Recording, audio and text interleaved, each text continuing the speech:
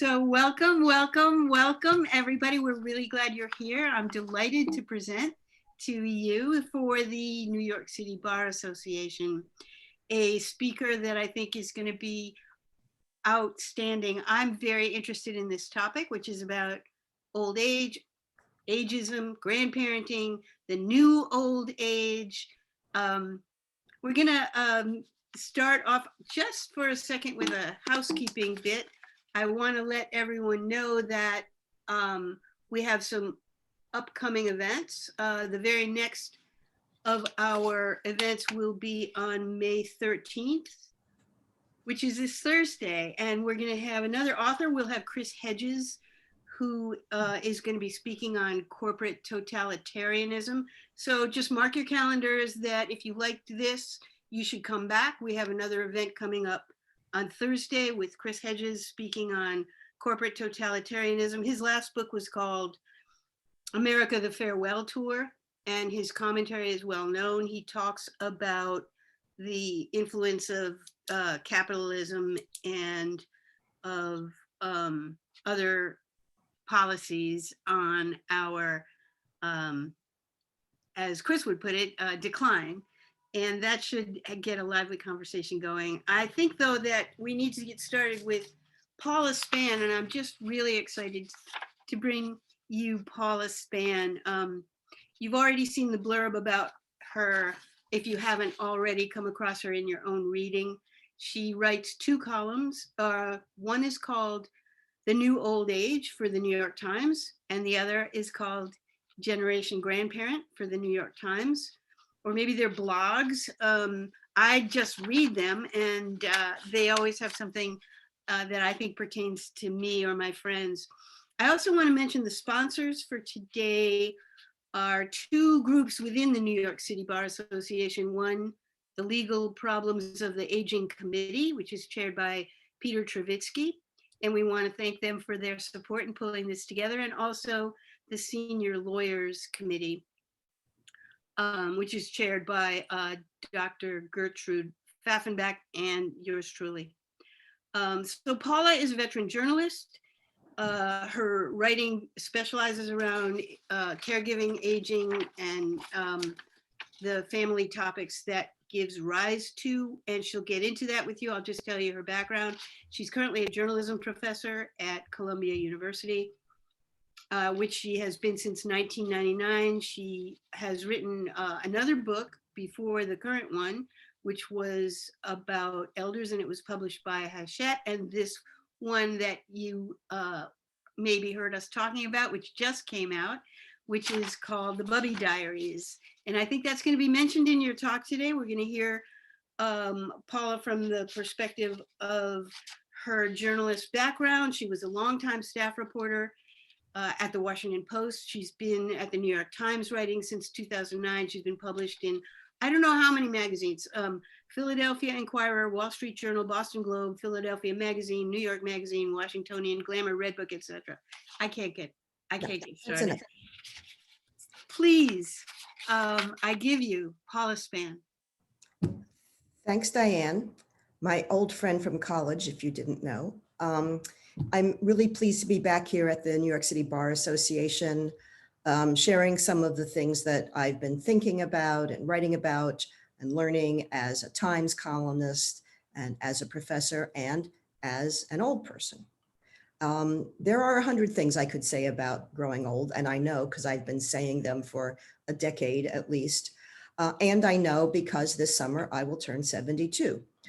But I thought today I would focus on factors that don't get discussed very often, namely the good parts about aging. We're a society that is so focused on the energy and the promise of youth that we barely acknowledge that there could be anything good about aging. And we fear and loathe growing old, to be honest about it. But there are positive aspects to aging, at least there can be. I'm not going to pretend that everything about growing older is rosy and delightful, as we all know that that's not true. My editor at the Times and I have an informal motto for the New Old Age column, which runs twice a month online. and in the Tuesday print Science Times section. It's in there today, in fact. But our motto is, we are not chirpy. We don't cover 80-year-old skydivers, even though there are 80-year-old skydivers, because that's not the reality for most people. We understand that bodies and minds start to falter, that most Americans over age 65 have 2 or more chronic conditions. We know that our long-term care system, the way we care for the most vulnerable elders who need daily assistance, is so screwed up that it barely merits the word system. Essentially, our country tells people with older relatives, it's your problem. You figure it out. And that's wrong, and it's inhumane and unsustainable.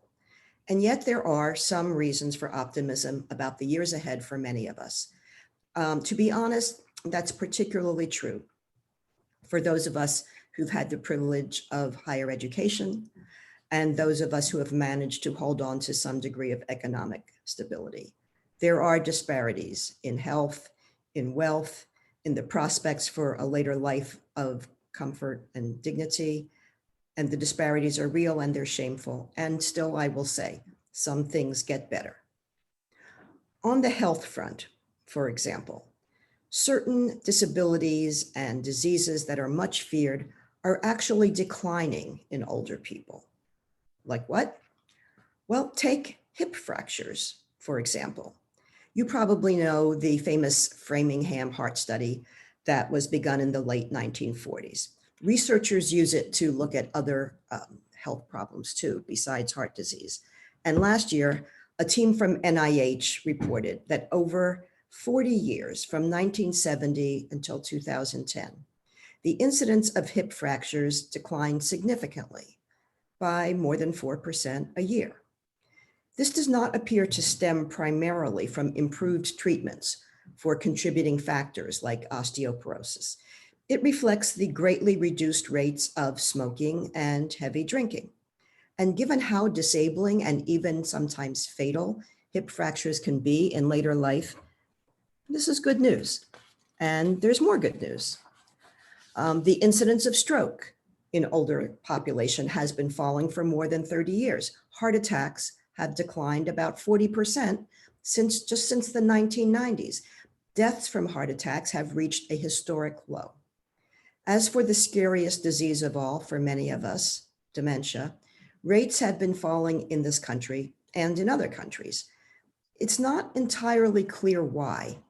Better treatment for heart disease probably plays a role, and less smoking.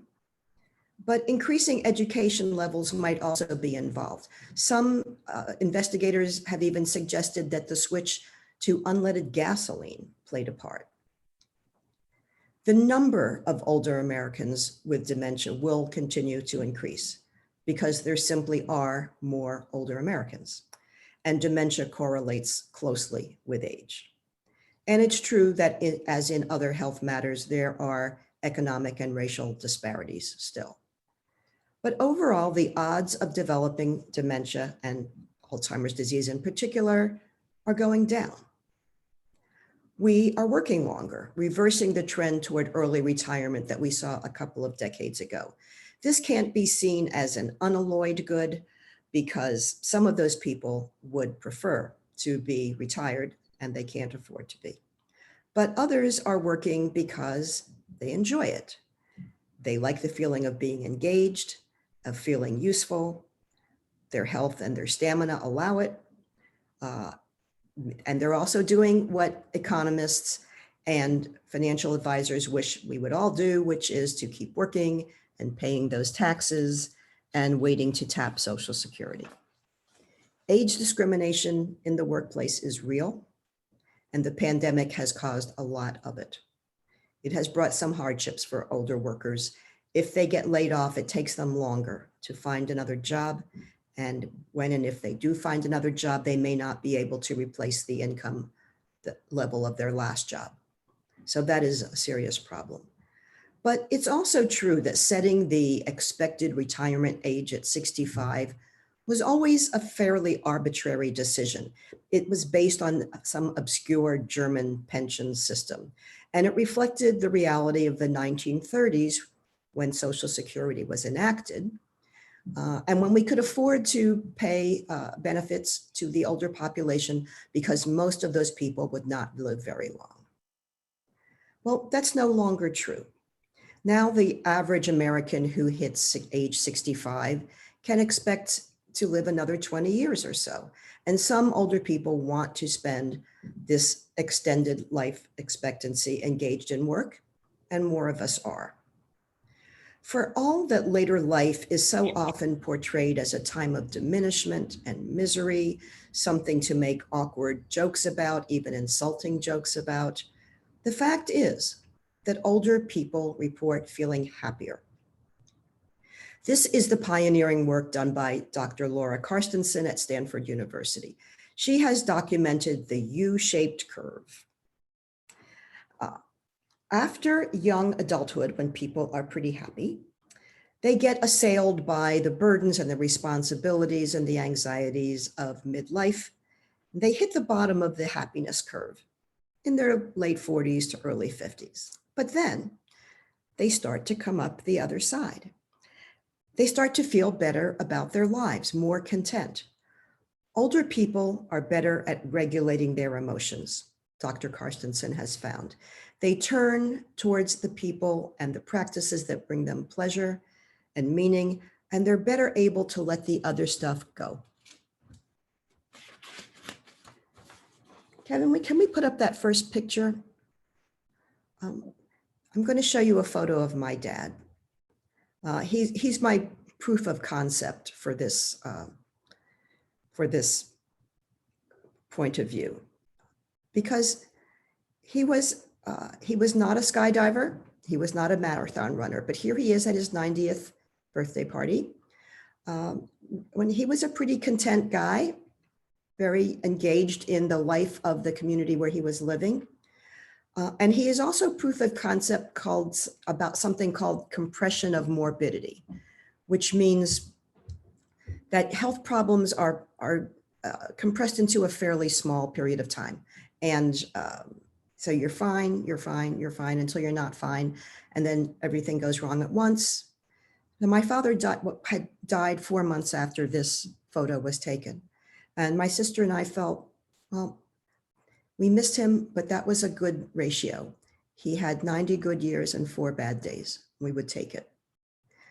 The idea of greater happiness in our older lives is something that we saw at play during this past truly miserable year. It might seem insensitive to even be talking about happiness when the pandemic is still claiming so many lives here and around the globe every day. And researchers found that mental health did take a dive among all age groups during this past pandemic year. Anxiety and depression rose. Substance abuse rose. Suicidal thoughts did too.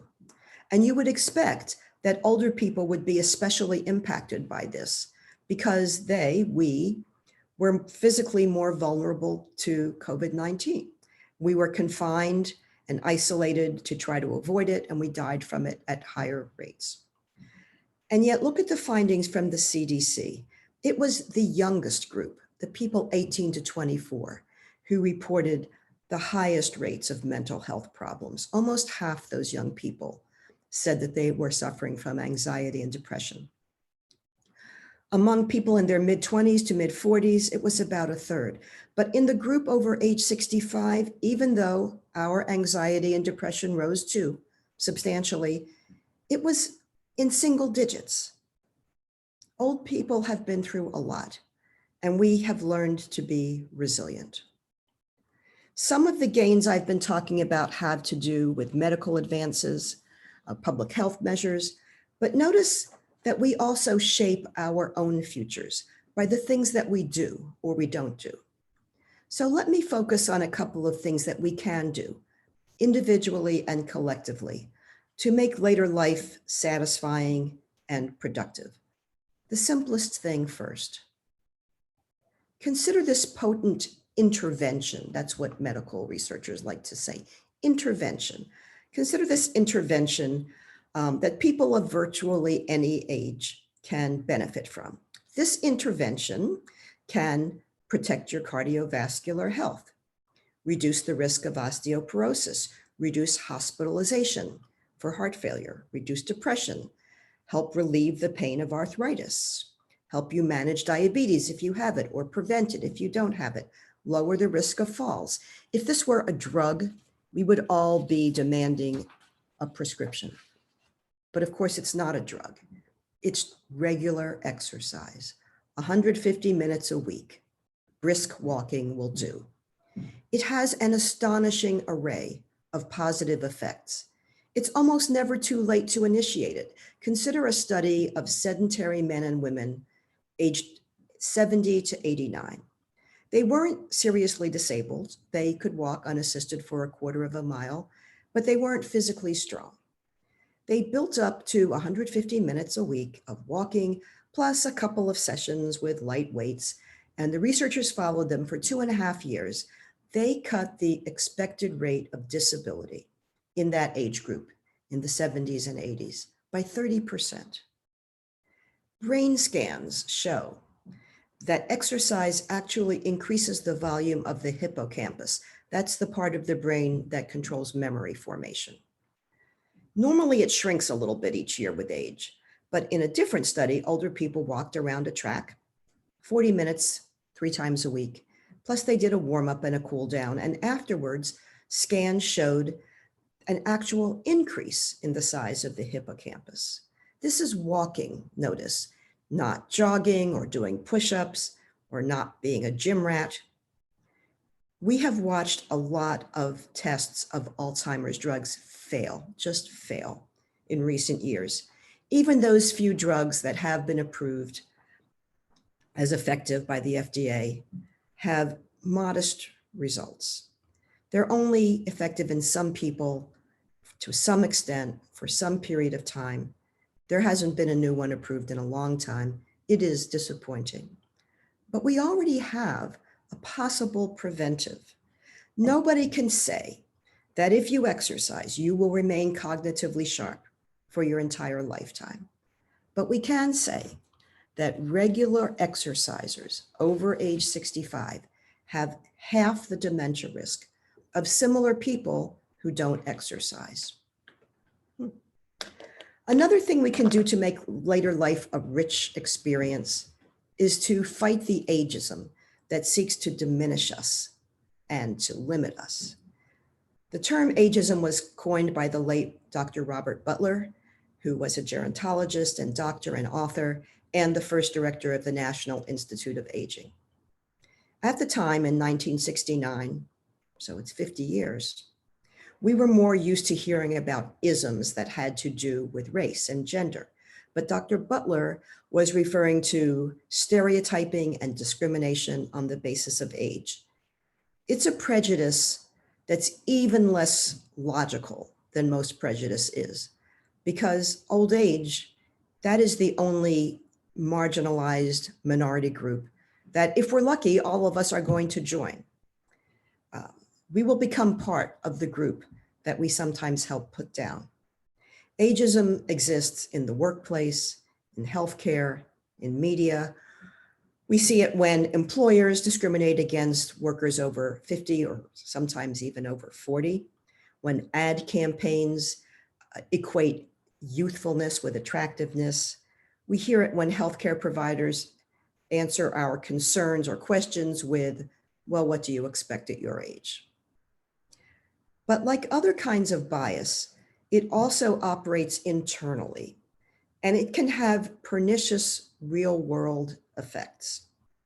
Our own views of age, which we've been absorbing, right, since we were children, hearing fairy tales about the wicked old witch, it affects us in measurable ways.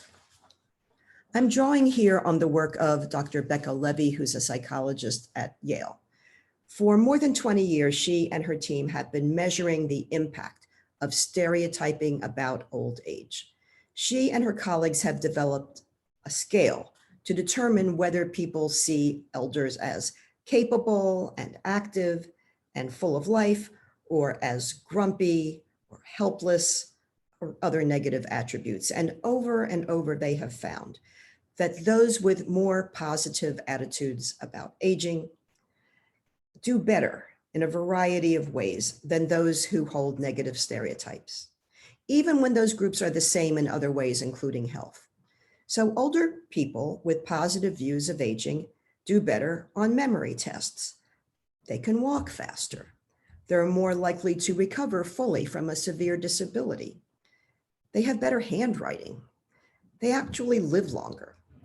And it turns out that we can help ourselves acquire those positive views. When Dr. Levy exposed people in their 70s and 80s to an implicit association exercise that bolstered their perceptions of age, they did better in physical tasks weeks later. So I believe we need to take ageism seriously and help beat it back.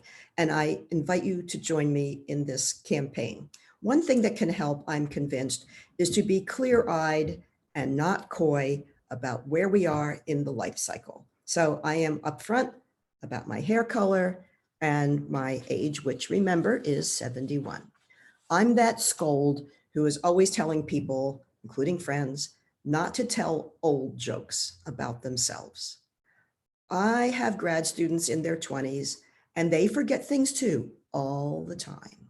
The only difference is they don't call it a senior moment or a junior moment. They just forget things like we all do. If you wear hearing aids, do you look old? No, you look like every millennial with earbuds or other things stuck in your ears.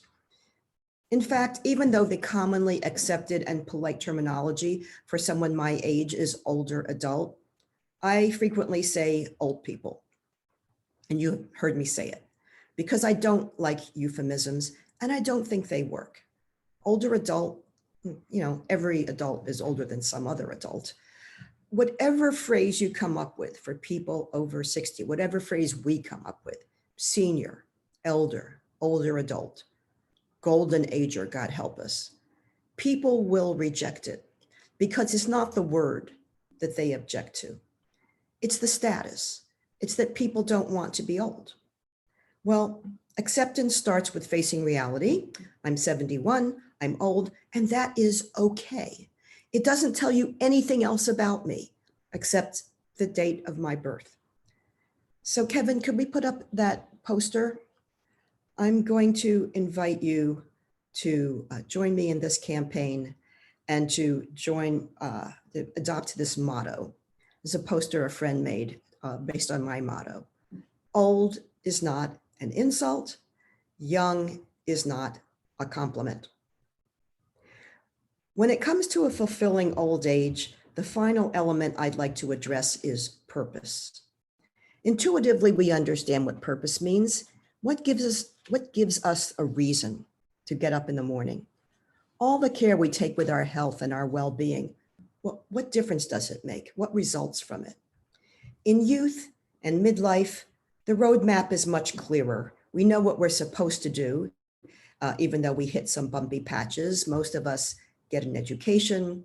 We find work that fulfills us, or at least supports us. We form families of various kinds. We engage in communities of various kinds. And in our later years, then the road becomes a little less well-defined. Most people stop working at some point. Most people's dependent children become independent and leave the nest eventually. And at that point, we're often told that we should just relax and enjoy our leisure. And I know that some people do. But remember that longer life expectancy. How many people prefer to chill out and just do nothing much for the next 20 years? To me, it's not an appealing prospect, because then what would be my purpose? In the research world, psychologists can measure purpose. They define it as, I'm going to quote here, a commitment to broader life goals that helps organize your day-to-day activities. It's the sense that life has direction and meaning. And researchers can measure this, how much purpose people have. They use questionnaires and they ask the participants to respond to statements like, I feel good when I think of what I have done in the past and what I hope to do in the future. Strongly agree, agree, disagree, strongly disagree. Or I sometimes feel as if I have done all there is to do in life. Strongly agree, agree, disagree, etc. And when you tabulate the results, the researchers report that purpose in later life is a good thing to have on many accounts. It's a robust predictor of quality of life. It's associated with feelings of satisfaction and happiness, with better physical functioning. People with higher purpose scores even sleep better. There is a neuropsychologist in Chicago, Patricia Boyle is her name, who has been tracking cohorts of older adults living independently, and she tests them at intervals. She followed almost 1,000 people for up to 7 years.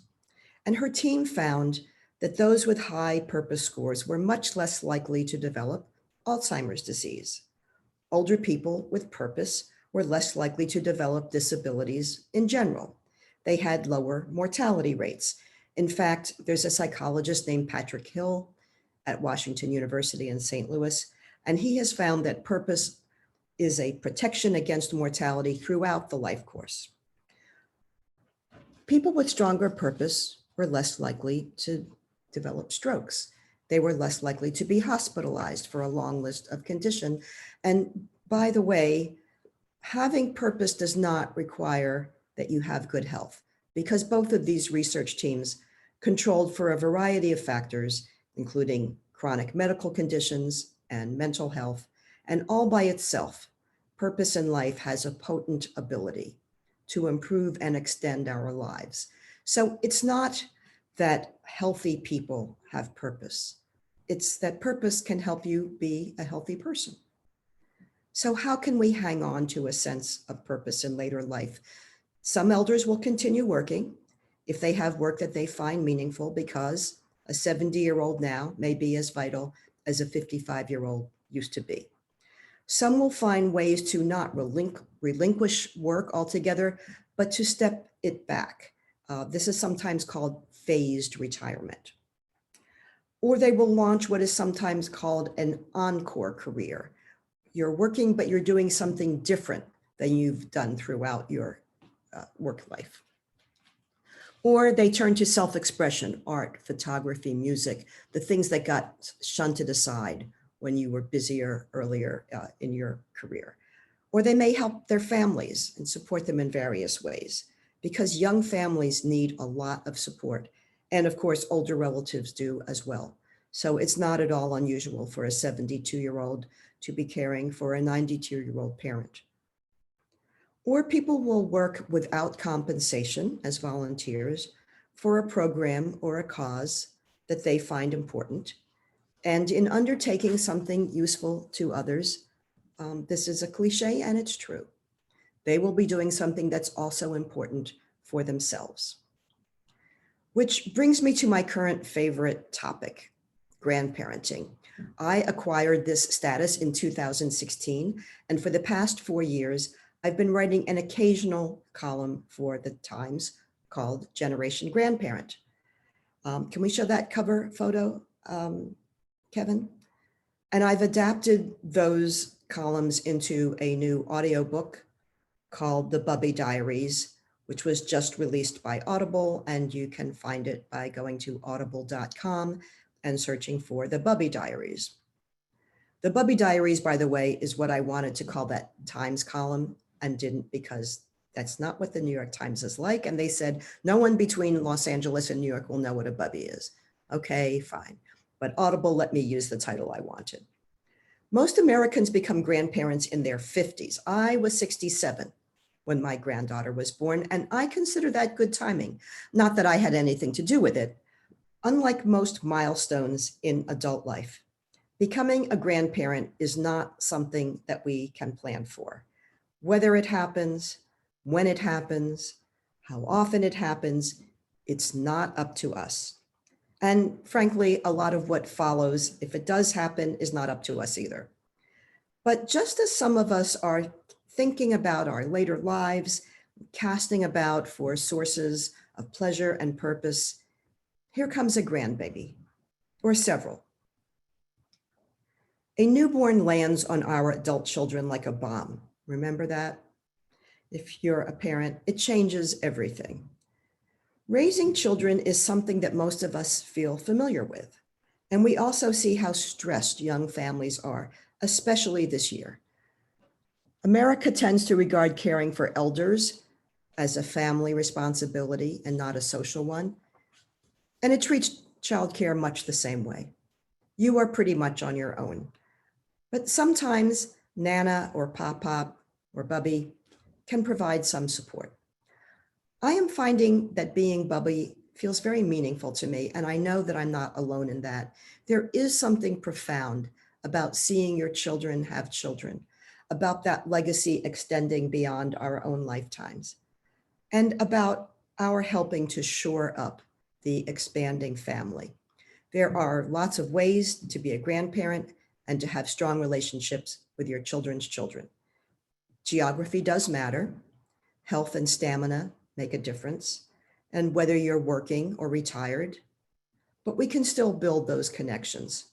Some people are looking forward to moving somewhere sunny or somewhere rural and beautiful, and they may be geographically distant. But many people have very fond memories of the week or 2 or 3 that they spent with their grandparents somewhere far away in the summer or in the summer and in the winter. It was a special time. Plus, this year we have all learned more than we really wanted to know about how you maintain relationships digitally. Other people live close enough to do what sociologists call intensive grandparenting. And this refers to providing regular childcare, not any particular number of hours a week, but a regular commitment. I'm in that category, and it appears to be a growing category. I travel from New Jersey to Brooklyn 1 day each week to care for my granddaughter, who's now 4.5. The half is very important, she will tell you. Of her 5 grandparents and grandparent equivalents, I'm the only one who lives close enough to do this. There's nothing special about my showing up. It's not like a summer visit to or from a faraway grandparent. It's not an occasion. It's just Friday. But I know that I'm the lucky one. Kevin, could you show my Bubby photo? Given demographic trends, today's grandparents may actually have greater involvement with their grandchildren. After all, that longer life expectancy that I keep talking about means that we can stick around longer and watch our grandchildren grow, perhaps reach adulthood. There are more great-grandparents than there ever used to be. But our families are also smaller than in the past. We had fewer children, and so we have fewer grandchildren to focus on and to spend time with. People who study family formation sometimes refer to this as a beanpole family. It extends for a very long time, but there are fewer people involved in it.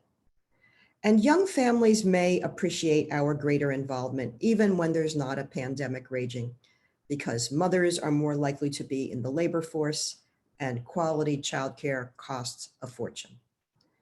We know that many employers do not give adequate family leave. They don't give adequate sick leave. Some of them don't give health insurance at all. And so I have felt privileged to be able to help out. Given how significant this particular event in the life cycle can be, I've been surprised that there's not a lot of research about it. And there's not even a lot of conversation between the generations about what shape this relationship will take.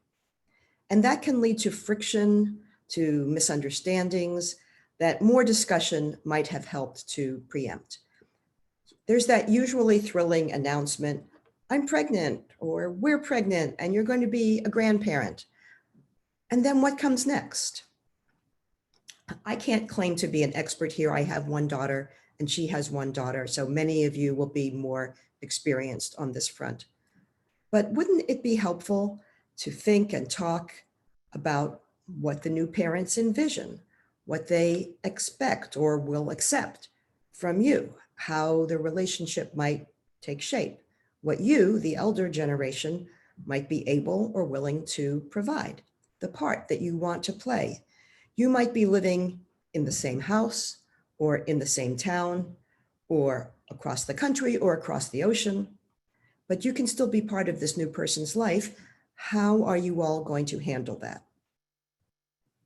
What was that Freud said about what humans want and need? Love and work. Well, grandparenting is both those things. Of course, it's not the only way to secure them, even at older ages, but most of us will be grandparents, and I'm here to tell you that it's pretty swell. As one grandparent told me, it's all the joy and none of the responsibility. So I wish that we could collectively stop bemoaning the fact that we all age. We lose some ground and we gain in other ways. We don't stop learning. We don't stop caring. We don't stop being part of the world. And we can help defeat the social narrative that we do. We can create new responses to aging. We can help develop age-friendly communities and healthcare systems and alternatives to long-term care. We can make a difference politically because we register and vote at higher rates than any other age group. We can make a difference, period. Any of those topics is another hour-long webinar, but for now, I'm excited to see what we can collectively achieve. I personally am still working. I teach and I report and write, but I also spend a lot of time, once more, pushing swings at the park, reading Ferdinand, and watching the Muppets. It can be a good time. Thanks so much for listening. I'm interested to hear what you have to say. Thank you. That was amazing. I have 6 or 7 now questions from our audience of around 40 people. And I also have a couple questions, but I'll go last. So the first question that came in was, could you spell Dr. Laura Carstensen? Carstensen. It's C-A-R-S-T-E-N-S-E-N, I think. Stanford University, Laura Carstensen. She's very well known for this. And if you look up the U-shaped curve of happiness, you will find references to her and to her studies too. And yet it surprises me that more people don't know about this because it runs so counter to the narrative. Like we're just supposed to give it up when we're 70 and be miserable. Well, not true. So yeah, I would check it out. It will make you feel better. Yeah, this whole talk so far has been making me feel better. Jeff has asked, he says, it's a great program, lots of relevant information. Where can we learn more? Well, the New Old Age column, if you are a New York Times subscriber and you look for the New Old Age, it is 10 years old, and every 2 weeks it talks about health and work and family relationships, a lot about health, because we're all concerned with that. And there is a lot of research on aging. There is so much that it's interesting to know about. I did a book about caregiving called When the Time Comes. And it's about following families through this transition where you need to be taking care of your elders. And there are lots of different ways to do that. It is not in print, but it is available as an ebook. The Bubby Diaries is on audible.com. And I also, there's a lot written about aging. And I would look at places like the website of AARP, which has a lot of information. There are groups, Leading Age represents, it's 2 words, Leading Age. It's the Industry Association for Nonprofit Long-Term Care. So if you're thinking about assisted living, continuing care retirement communities, nursing homes, that's available. There is more coverage than there used to be about aging in the media, which is a good thing, though you could argue that there's still not enough. So there is no shortage of information about aging in various ways. You will fall down rabbit holes when you look it up, but you will be enlightened, I think. Oh, wait, there's one more. Let me just mention this. On the ageism front, there is a site called Old School, OLD, 2 words, school. And it is operated by Ashton Applewhite, who is an author. So you might want to check out her book, Ashton Applewhite, 1 word. And she is an advocate and activist against ageism. And on Old School, she collects a lot of information, research, groups about combating ageism, because it's something we all need to get involved in. Yeah, definitely. And I'm going to circle back to that in a second, but I just want to echo one thing. I don't have a wealth of citations for research, but I do want to say that the Bubby Diaries, which is just out on Audible, is a fabulous piece of entertainment. And there's education woven into the cracks. Bubby Diaries by Paula Span on Audible, and it is now number 3 in the category of grandparenting.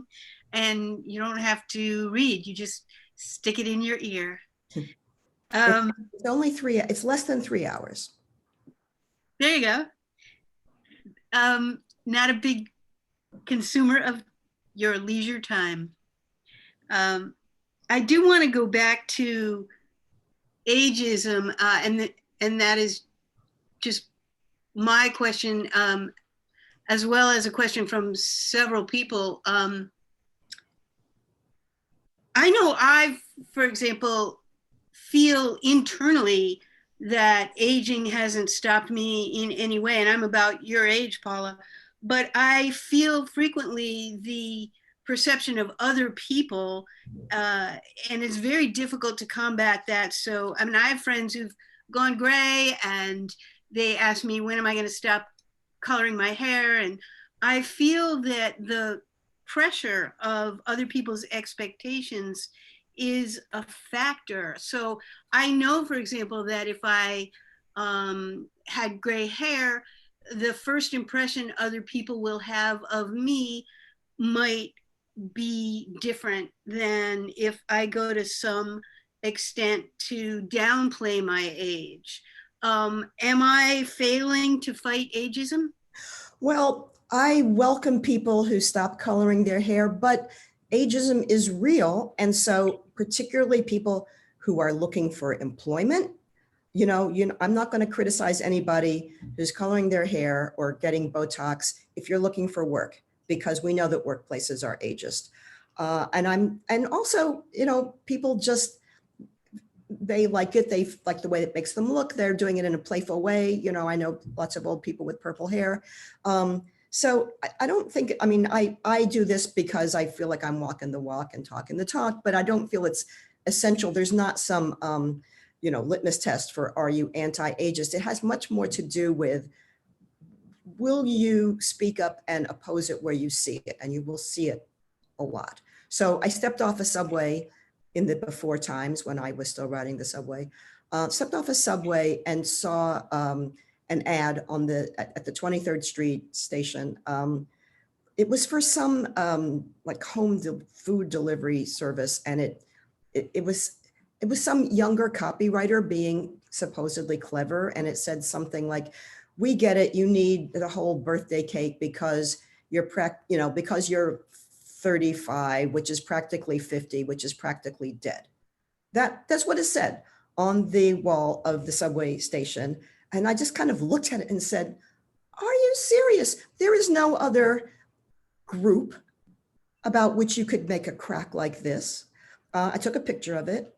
I posted it on Facebook and Twitter. We all wrote to the company once we figured out what the company was. They apologized, they took it down. Like, that's what I mean. And also just interpersonally, because a lot, we are learning we have to learn a lot about how you persuade people to give up certain ideas. And we know that people are more likely to trust what their friends and relatives and the people that they know tell them, even above experts, right? If I tell you, hey, I got my COVID shots, I'm vaccinated, didn't hurt me, I'm fine, you might believe me if you're my friend more than you believe Tony Fauci. This is not really intelligent, but it's the way it works. So people make ageist cracks all the time. You must hear them. I'm in my exercise class with a lot of people over 50, and our teacher is doing this sort of cool down at the end of the class. And there's like accordion music, and we're all kind of like breathing and like settling back and lying on the floor. And she says, imagine you're floating down the Seine. It's a moonlit night. Imagine you're 30. And afterwards, I had to say to her, Gina, you can have a romantic night on the Seine when you're 60. Knock it off. And it's like, I am this, I told you I was a scold, and I am. I say it affectionately. I try not to be like mad about it, but don't say that stuff around me. It's not, it has real effects.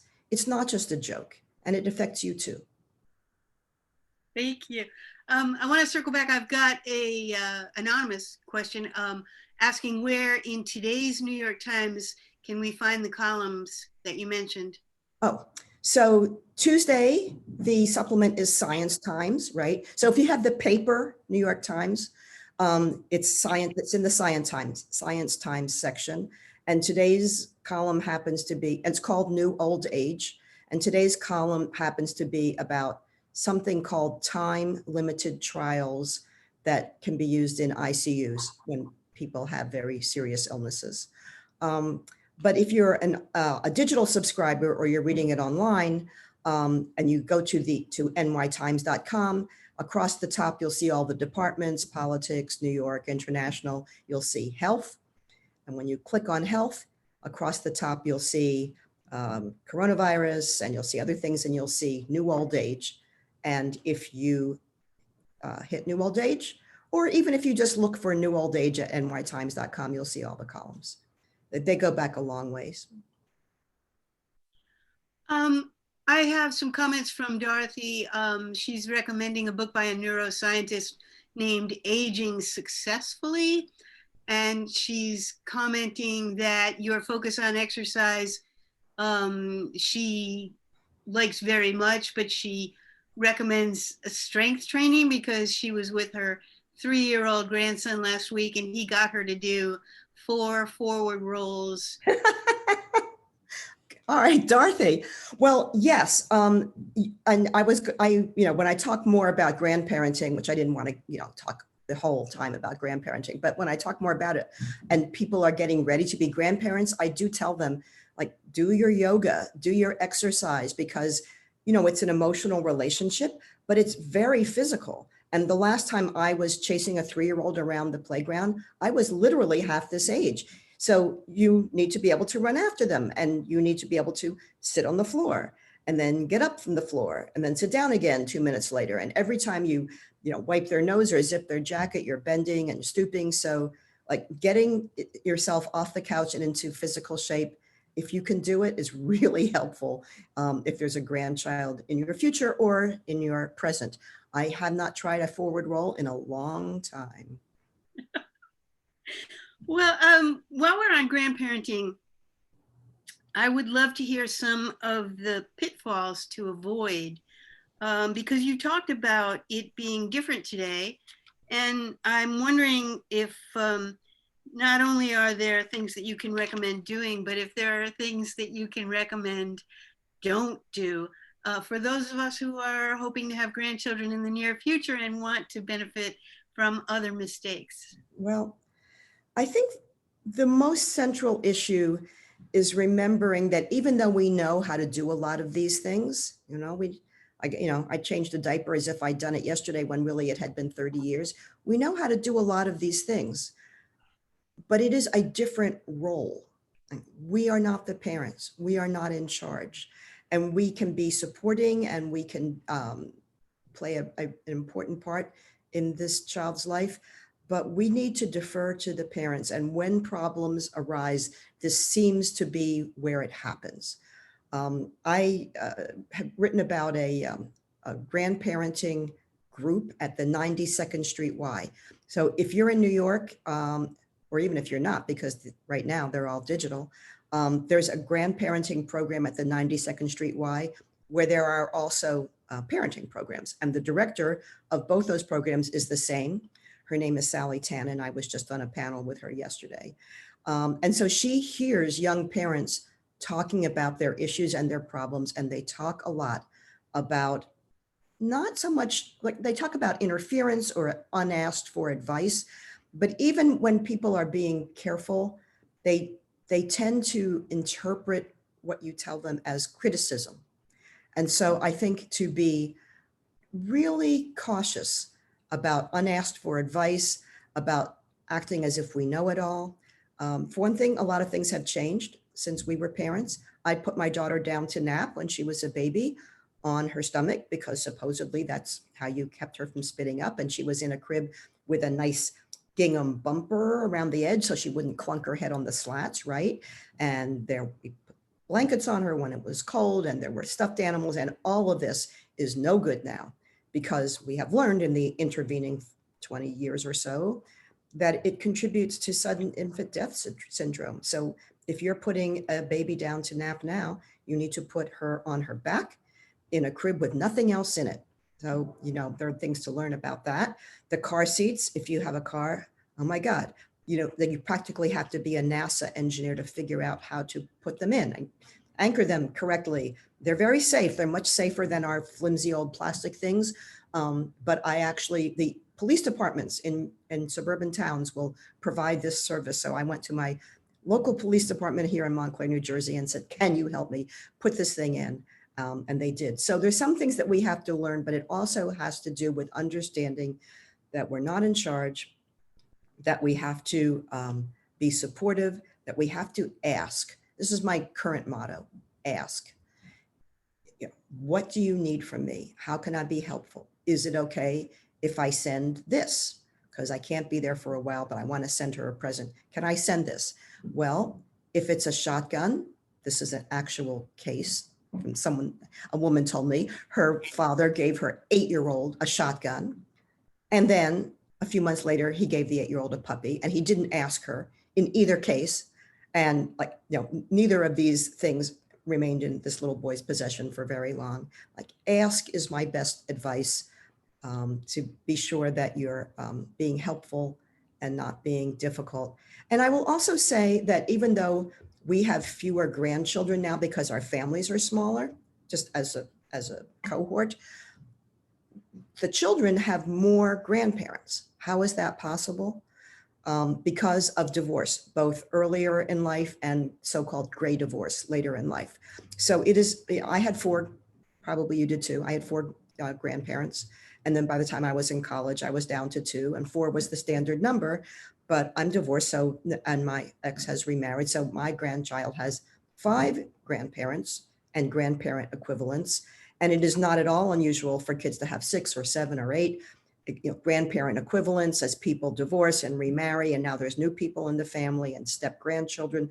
So it can get a little complicated, even when everybody's being very cordial and very cooperative, and you're avoiding resentments and rivalries, which does not always happen. But even when you can do that, it just gets complicated trying to figure out, who is going where for Thanksgiving when you have this many grandparents. So I will just point that out, that it requires a certain amount of diplomacy.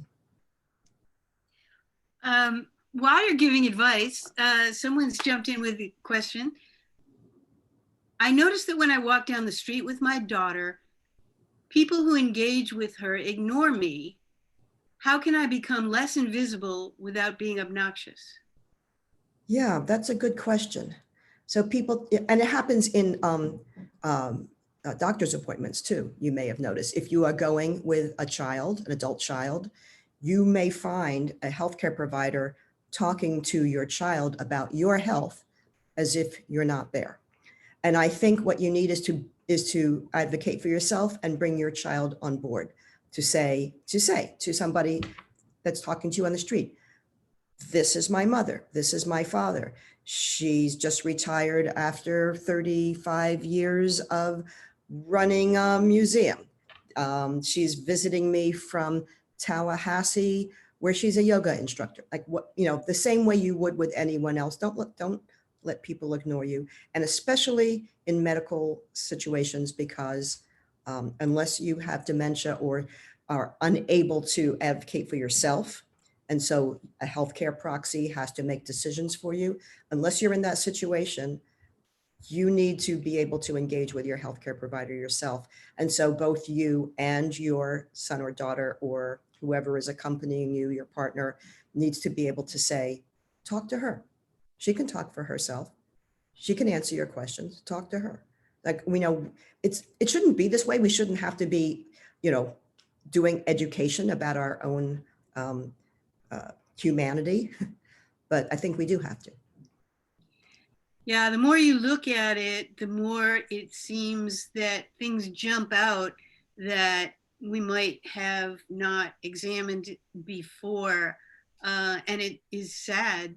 I have a question here from Martin, who is approaching 86, and it says, an amazing number of my cohorts are now great grandparents. How does that affect our relationships to the newest members of the family? That is the great grandchildren. Martin, you are so far ahead of me that I think you should answer this question. Like, I have one granddaughter. I don't, and she's 4. I don't know how great grandparents or great grandchildren are going to affect us, except that I think many of us have seen those amazing reunion videos on social media in which, children, grandchildren, and great grandchildren who hadn't seen each other for a whole year are able to see each other, and how lovely it is and how everybody's weeping. I don't know. I lack your expertise. I'm sorry. Well, I have a question from Anne. Many people retire at 65 or 70 and lack purpose in retirement after not very long, but many of us as lawyers cannot in good faith continue working the way we'd like to, because we have the ethical obligation to work at a high level of cognitive engagement, accuracy, and commitment. And we may have wisdom, but we may lack other important skills. I'm not sure how we navigate all of this and provide what is required. I'm sure this will be very individual for people. But are there volunteer opportunities for people with legal training in which maybe you don't have to be working 80-hour weeks anymore or in court, but you can still use your knowledge? Are there organizations that need your perspective? I mean, I think that's the way I would go. Also, I personally find teaching very meaningful, because I feel like I'm using my 50 years as a journalist to help prepare the next generation. I want them to be excellent. I want them to be committed. I want to pass along my skills and my values. And so I've been able to teach, and I have found that a way to stay engaged in journalism still, and feel like I have purpose. So I think looking for ways to use what you know beyond the ways you have always used what you know might yield some solutions. I'm sorry, but I'm getting signals that we are already running over the time. Okay. So I think we're just going to say thank you so much. Thank you, Paula Span, author of The Bubby Diaries and the New York Times columns, New Old Age and Generation Grandparent. This has been extremely insightful, and it's helped me a lot. And I think that judging by the people who have responded on the Q&A, it's helped a lot of the others who attended as well. So thank you very much. Thank you. It's been a pleasure. Take care. All right. Bye-bye now.